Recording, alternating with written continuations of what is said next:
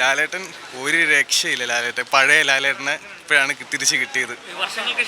വർഷങ്ങൾക്ക് ശേഷം കംപ്ലീറ്റ്ലി ലൂസിഫറിന് ശേഷം തിയേറ്ററിൽ നിന്ന് ഹാപ്പി ആയിട്ട് ഇറങ്ങുന്നത് ഈ സിനിമയ്ക്കാണ്. മാസ് കണ്ടു നോക്കൂ, ഒന്നും പറയാനില്ല. ഫാമിലി ഡ്രാമ എന്നൊക്കെ പറയും, പക്ഷെ കണ്ടു നോക്ക്, വേറെ ലെവൽ പടം. ലാലേട്ടൻ്റെ പടം അടിപൊളി. മോഹൻലാലിൻ്റെ അഭിനയമൊക്കെ മോഹൻലാലിൻ്റെ ഒരു സ്വാഗ് ഉണ്ടല്ലോ, അതിൻ്റെ ബലത്തിലാണ് ഈ പടം പോണത്. എനിക്കിഷ്ടപ്പെട്ടു, വളരെ നല്ല പടം. സൂപ്പർ പടം, ലാലേട്ടൻ്റെ സൂപ്പർ പടം. നല്ല സൂപ്പർ, നല്ല കഥയും തരുൺമൂർത്തിയുടെ മേക്കിങ് സൂപ്പറായിട്ടുണ്ട്. ലാലേട്ടൻ മൂവി കുറേ നാളായിട്ട് ലാലേട്ടൻ്റെ നല്ല പടങ്ങൾക്ക് ശേഷം വന്നൊരു നല്ല പടം തന്നെയാണ്. ലാലേട്ടൻ്റെ തിരിച്ചു വരുന്നല്ല, ഒന്നും കൂടി ബെറ്റർ ആക്കി. അടിപൊളി, ധൈര്യമായിട്ട് കാണുമ്പോൾ വീണ്ടും എന്തായാലും കണ്ടിരിക്കും. ഫാമിലി ആയിട്ട് വീണ്ടും വന്നിരിക്കും. ഇപ്പോഴും ഈ പഴയ ലാലേട്ടൻ ഒന്നും പിടിക്കണ്ട. ലാലേട്ടൻ ഇപ്പോഴും ഒന്നേ ഉള്ളൂ.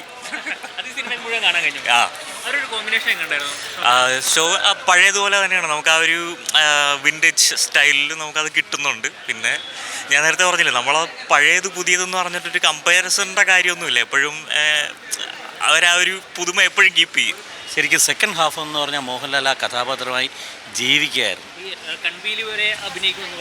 തീർച്ചയായും മോഹൻലാലിൻ്റെ ഓരോ ഫിംഗർ ടു ഹെഡ് എന്ന് പറഞ്ഞാൽ ഓരോ ചലനങ്ങൾ, ആ ബോഡി ലാംഗ്വേജ് എല്ലാം ശരിക്കും അഭിനയത്തിൻ്റെ ഒരുപാട് മുഹൂർത്തങ്ങൾ നമുക്ക് കാണാൻ കഴിയും. രണ്ടുപേരും കോമ്പിനേഷൻ വരുമ്പോൾ നമുക്ക് പ്രേക്ഷകർ കുറവാണ്, കോമ്പിനേഷനിലുള്ള അഭിനയ സാധ്യത കുറവാണ്. എങ്കിൽ കൂടിയും ചില മുഹൂർത്തങ്ങൾ നമുക്ക് എടുത്ത് പറയാൻ കഴിയും. ശോഭനയും മോഹൻലാലുമായിട്ടുള്ള കോമ്പിനേഷനിൽ ചില മുഹൂർത്തങ്ങൾ ശരിക്കും ഉണ്ട്.